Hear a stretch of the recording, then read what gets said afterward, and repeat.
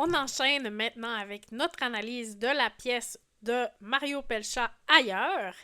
Et avant de commencer notre analyse, je voulais vous dire que j'ai changé de cadrage par rapport à la dernière fois.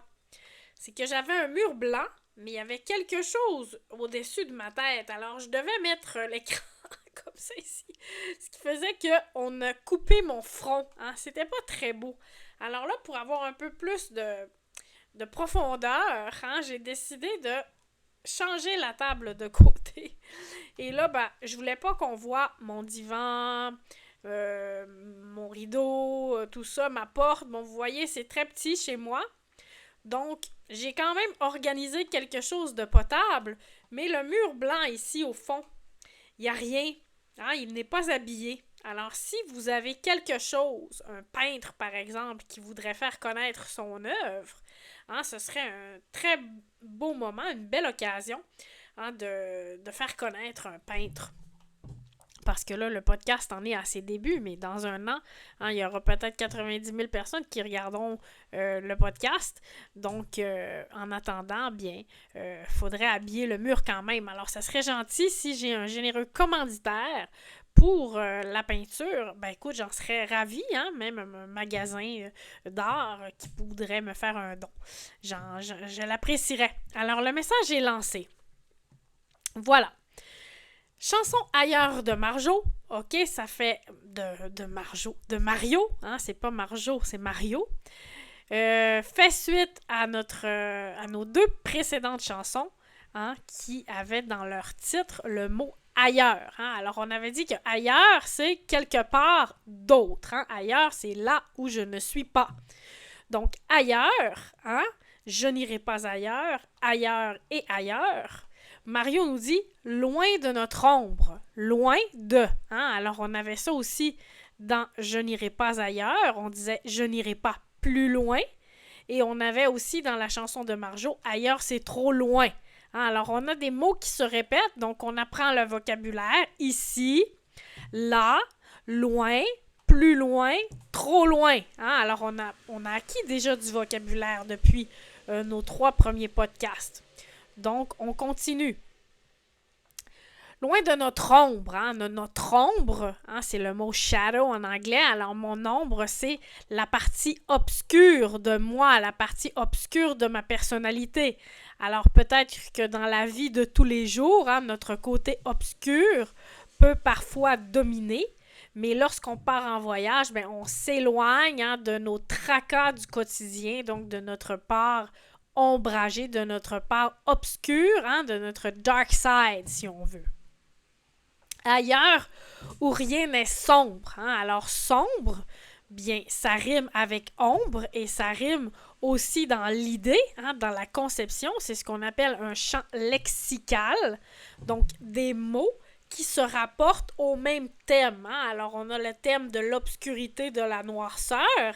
Alors, l'ombre et sombre. Qu'est-ce que ça veut dire sombre?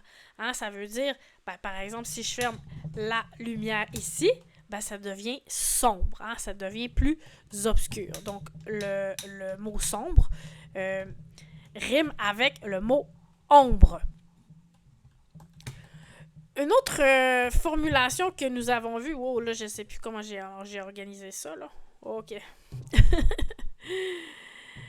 Une autre formulation que nous avons vue dans la chanson précédente, là où le temps a le temps d'être à nous encore. Là où. À l'endroit qui. À l'endroit où le temps a le temps d'être à nous encore. Bon, alors ici, on a une répétition. Prendre le temps de prendre le temps. Avoir le temps d'avoir le temps. Le temps qui prend le temps d'être à nous encore des heures. Là, on a plus loin. On avait aussi dans la chanson de France d'amour, je n'irai pas plus loin. Alors ici, plus loin que. Alors, c'est une comparaison. Habituellement, quand on utilise plus, on dit plus que ou moins que. Alors, plus loin que le bout du monde, plus loin que le bout du monde, la fin de la planète. Demain ou dans 3 secondes avec ton nom sur mon nom dans le même avion. Hein? Alors, on a ici une rime en on, nom, N-O-M, et avion, O-N. Hein? Les deux se prononcent on et non homme ou on. Hein? Comme on peut avoir tendance à le faire quand on parle espagnol. On a tendance à décompenser les voyelles nasales. Alors, au lieu de dire on va prononcer le N, on va dire on. Ça s'appelle la décompensation en phonologie. Partons d'ici. C'est quel temps de verbe? Partons d'ici.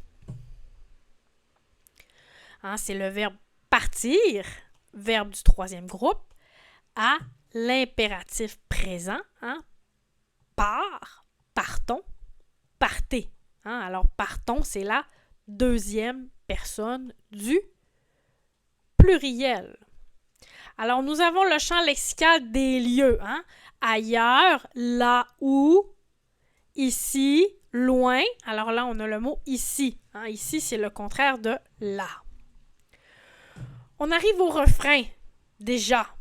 Viens dans un pays. Alors, on a encore l'impératif. C'est une invitation. Alors, on parle, comme dans la chanson de Marjo, on parle à une autre personne. Hein? Donc, on parle à la deuxième personne du singulier.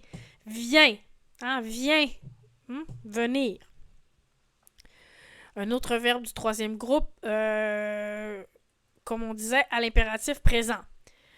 Viens dans un pays où, hein, dans un pays où les chagrins n'existent pas. Alors, on a encore notre verbe exister, hein, qui était dans nos 3 premières chansons. Alors, on révise le vocabulaire, on acquiert le vocabulaire, on acquiert du vocabulaire. Alors ici, on a le verbe exister, hein, qui est conjugué avec son sujet les chagrins. Les chagrins, c'est pluriel. Hein? Alors, les chagrins, c'est il au pluriel, I-L-S. Hein? Il n'existe pas, alors on écrit E-N-T. Mais faites attention, hein, on ne prononce pas le E-N-T au présent, jamais. On ne prononce pas cette graphie. Hein, c'est une graphie qui est muette, comme le son E. Hein, alors, les chagrins n'existent. Hein, c'est muet, pas. Ici, dans la chanson, on compte les syllabes. Hein, où les chagrins n'existent pas. Alors, on prononce le E parce qu'on compte les syllabes. Où les chagrins n'existent pas. Il faut compter le E pour que ça arrive dans la musique. Les chagrins, hein, c'est un bon mot, les chagrins. D'ailleurs, il y a un livre qui s'appelle Le vieux chagrin. J'essaie de me rappeler du nom de l'auteur. Moi et ma mémoire de quarantenaire, presque cinquantenaire, Jacques Poulain. Jacques Poulain qui a écrit le livre Le vieux chagrin, un très beau livre si vous aimez la lecture et vous voulez apprendre le français avec la littérature également. Donc, chagrin, hein, la peine, la tristesse, hein, les larmes, le chagrin, c'est la peine, la tristesse. Pas de comédie. On est tout seul, toi et moi. On est tout seul, toi et moi. Les châteaux d'ivoire seront à nous, là où nous conduira l'amour. Les châteaux d'ivoire, c'est quoi les châteaux d'ivoire? Ben d'abord, l'ivoire, hein, ça vient des défenses de l'éléphant. En anglais, on dit ivory. L'ivoire, hein, donc c'est une matière blanche et dure, hein, mais c'est aussi le symbole du luxe, hein, le symbole de quelque chose de rare, de quelque chose de précieux. Alors, les châteaux d'ivoire, ça évoque la richesse, hein, ça évoque l'abondance, la richesse. Donc, on dit les châteaux d'ivoire seront à nous. Ben, c'est pas les châteaux réels. Hein? C'est une métaphore pour dire la richesse, l'abondance, le luxe va nous appartenir. Hein? Être à moi, hein? C'est à nous, c'est à toi, c'est à vous. Hein? Alors là, c'est à moi, c'est mes châteaux d'ivoire. Hein? Mes châteaux d'ivoire à moi, nos châteaux d'ivoire à nous. Hein? Alors, ça veut dire qu'ils nous appartiennent. Ils nous appartiennent.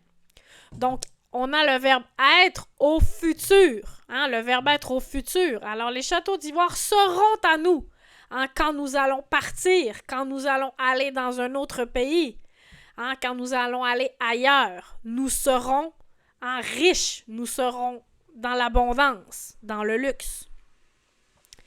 Mais c'est pas le luxe seulement matériel, c'est pas de ça vraiment qu'on parle, c'est le luxe là où nous conduira l'amour. L'amour, c'est la richesse. Donc, là où nous conduira l'amour, on a ici une inversion. Alors, là où l'amour conduira nous. Alors, là où l'amour nous conduira, normalement, le sujet du verbe conduire au futur, c'est l'amour. C'est le sujet du verbe. Donc, l'amour conduira qui? Nous. L'amour va nous conduire dans le futur, quelque part, là où il y a la richesse, là où il y a l'abondance. Donc, c'est le refrain qui nous présente une métaphore. Alors, l'ivoire, c'est un symbole de luxe. Et nous avons la métaphore de la vie qui va nous appartenir. Alors, nous aurons droit aux choses les plus merveilleuses, les plus abondantes. Le dernier couplet. Dis-moi que ça te chante. Ça te chante. C'est une expression. Est-ce que ça te chante? Qu'est-ce que ça veut dire te chanter? C'est pas une expression québécoise, c'est une expression francophone, c'est une expression française, de la langue française. Dis-moi que ça te chante. Alors, quelque chose qui me chante, on pourrait dire que c'est quelque chose qui m'enchante, c'est quelque chose qui me tente, quelque chose dont j'ai envie, quelque chose dont j'ai le goût. Alors, on avait cette notion dans la chanson Ailleurs de Marjo, lorsqu'on disait « J'ai rien que le goût de brailler », le goût de brailler. Alors, l'envie de faire quelque chose qui me tente, que j'ai envie de faire. Alors ici, quelque chose qui me chante, c'est quelque chose qui me plaît, quelque chose qui me plaît, quelque chose qui me sied. Alors, j'en ai envie, j'en ai le goût, j'en ai le désir, donc ça me chante. Ça m'enchante, ça me plaît. Tout bas, je veux l'entendre. Tout bas, je veux l'entendre. Entendre, le verbe du troisième groupe, c'est pas la même chose que écouter. Écouter, ça demande une attention. Une attention soutenue. Quand j'écoute, j'écoute. Entendre, c'est le sens. L'ouïe. J'entends par mon ouïe. Que je veux entendre quoi? Que, je veux entendre que. Peu importe où j'irai. Peu importe. Ce n'est pas important. Peu importe où j'irai, peu importe l'endroit où j'irai. Alors ici, on se rappelle du verbe aller au futur qu'on avait dans la chanson de France d'amour aussi. Je n'irai pas ailleurs. On avait aussi le verbe aller au conditionnel dans la chanson de Marjo. Je m'en irai. Je m'en irai. Ici, on a le futur, mais pas à la négation comme dans notre première chanson. On en est à notre troisième chanson et on a notre verbe aller au futur à la forme affirmative ou déclarative. Peu importe où j'irai, j'aurai sur le cœur. J'aurai sur le cœur. C'est quoi j'aurai? C'est quel verbe? C'est le verbe avoir. Le verbe avoir au futur. On est dans le futur. On invite la personne à voyager avec nous, à aller ailleurs. Donc, on pense à l'avenir, dans un avenir meilleur. Dans un avenir meilleur. Alors ici, contrairement à la première chanson, on rêve d'une vie meilleure. C'est le contraire de la première chanson. Vous comprenez l'idée? C'est pas le même sentiment, la même idée du tout. Donc, j'aurai sur le cœur, je vais avoir sur mon cœur ta chaleur. Il y a une expression en français québécois qui dit « avoir quelque chose sur le cœur ». Hein? Je l'ai sur le cœur. Ça veut dire garder quelque chose de négatif à l'intérieur de soi. Hein? J'ai quelque chose sur le cœur. On va dire j'ai une crotte sur le cœur. Hein? J'ai une crotte sur le cœur. Donc, ça veut dire il y a quelque chose qui ne va pas. Il y a quelque chose qui ne va pas. Alors ici, on joue sur l'expression « avoir quelque chose sur le cœur », mais pour dire quelque chose de beau, quelque chose de positif. Alors, dis-moi que tu en as envie. Je veux entendre que tu en as envie. Je veux entendre que tu vas m'aimer, hein? Tu vas me donner ton amour, peu importe l'endroit, partout dans le monde. Partout, c'est un autre beau mot de lieu, hein? Partout. Là, ici, ailleurs, loin, proche, hein? Partout, hein? N'importe où, peu importe où, nulle part, hein? Des mots de lieu. Des mots utiles à connaître, hein? Des mots utiles à connaître pour parler du lieu. On va avoir le refrain 2 fois. Ensuite, on va avoir ce qu'on appelle le pont, hein? Le bridge, le pont.